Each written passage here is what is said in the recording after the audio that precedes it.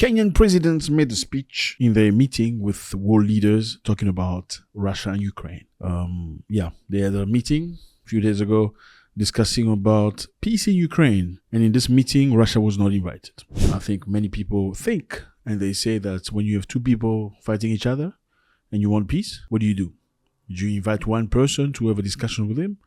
Or do you invite both parties and sit them together and have a talk? If you invite one of the persons who have an issue with the other person, but you're only talking to one person, you want to talk about peace, you're not talking to the other, are you really looking for peace between them, or it's just... All right, let's watch Mr. Ruto. I am now pleased to invite the President of Kenya, William Ruto, to give his intervention. The President of Switzerland, the President Zelensky of Ukraine, Madam Vice President of the United States, heads of states, ladies and gentlemen. 79 years after the international community established a multilateral institutional framework to save succeeding generations from the scourge of war, Russia's invasion of Ukraine has been a horrifying spectacle of carnage and devastation.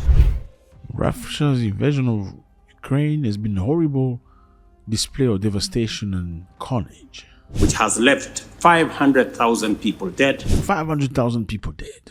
And 7.1 million people displaced in its wake. Across the world, people and nations are enduring the negative consequences of disrupted supply chains. Kenya's position has been clear and unequivocal from the beginning. Russia's aggression against Ukraine is unlawful, unjust, and a violation of the fundamental principles of international law. Russia's aggression of Ukraine is not good, Mr. Ruto says. Which honor the sovereign equality of nations, upholds their territorial integrity, and advocates the peaceful resolution of all disagreements. Just like the war in Ukraine, the war in the Middle East has been equally devastating. So is the case with the war in the Sahel region in Africa, in Eastern DRC, in Somalia, in the Horn of Africa, and of course in the Sudan. 40 million Africans have been displaced by the war in our continent, and 2.5 million kids are out of school. This state of affairs speaks volumes of global leadership, and especially the peace architecture at the United Nations, and more specifically, the gridlock at the United Nations Security Council. Today, a farmer in Kenya, in rural Kenya actually, knows there is war in Ukraine. A farmer in Kenya knows there's war in Ukraine. For two reasons. Number one, he paid more for his fertilizer. And number two, his fertilizer came late. But Kenya also does have genetically modified stuff that you eat for agriculture that Kenya accepted very recently from powers from the Western nations. Genetically modified product. That's not our business today. Let's continue. Let me also say this peace summit is a historic step in the right direction. For the first time, we have convened to talk about peace in Ukraine and not war in Ukraine. Secondly, a commitment to peace makes certain fundamental concessions inevitable. This summit should not be a meeting of just friends. This should be a meeting of both friends and foe to succeed in this positive trajectory. Okay, at least he says this summit should not be just a summit of friends. It shouldn't be a meeting of only friends talking to each other, of countries that like one another. It should also be a reunion of people that like each other and people that don't like each other. I think you want to talk about Russia, but it means it shouldn't just be Ukraine by itself. It should be Russia also involved in this discussion. Russia must be on the table, number one. Number two, an American general, Norman Swartzwell, said, The more we sweat in peace, the less we bleed in war. It is time for leaders of the world to talk about peace, negotiate peace, work hard to build peace, and configure a global strategic framework that integrates peace as the sole means and end of human endeavor. Finally, we have gathered here and we are reminded by the Indian statesman Mahatma Gandhi, who said that an eye for an eye will make humanity blind. Mr. Ruto likes to throw these, whoever said that person. I like that. Let's go. Just as Russia's invasion of Ukraine was unlawful and unacceptable,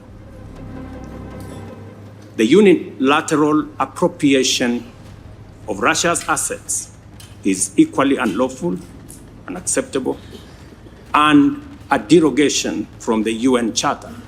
Okay, so Russia's attack to Ukraine is unlawful, shouldn't be. Mr. Ruto does not agree to that. He also disagrees with the fact that the West has seized Russia's assets. So that's also bad. That's interesting. Especially for those of us who believe in freedom, justice, and democracy, and the rule of law.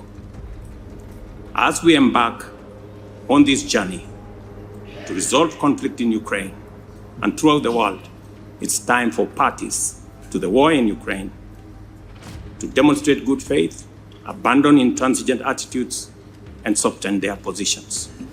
I thank you. I think this is very interesting. William Ruto, President of Kenya, I think this speech should be listened to with emotions. I know a lot of people have their stances already toward Mr. Ruto because Mr. Ruto accepted to send police from Kenya to go to Haiti. Okay, in Haiti, it's a very troubled country right now, but Americans chose to send Kenyans because many people believe that Americans are trying not to be the police of the world. They don't want to be perceived as the police of the world in Haiti. So let's send Africans to go deal with other black people in Haiti or Haiti, however you want, or Haiti, however you want to say it. And many people criticize Ruto for that because the government of America proposed to offer lots of money, millions of dollars, to the Kenyan government so that they can mobilize the police to go to Haiti. But we just learned that the Congress has not released the money. In fact, they don't want to release the money. That's a big issue. And also, the Kenyan president took a flight to the United States of America, renting a very expensive private jet. Many people criticize him for that.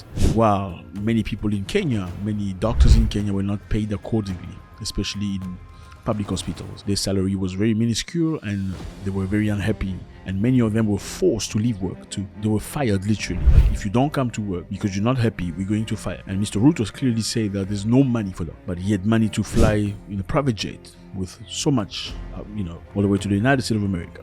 Is that justified? He said he didn't spend that kind of money. It's a lie. Was he telling the truth? Was he lying? Now Mr. Ruto says clearly the aggression of Russia is unacceptable. It shouldn't happen. It's wrong.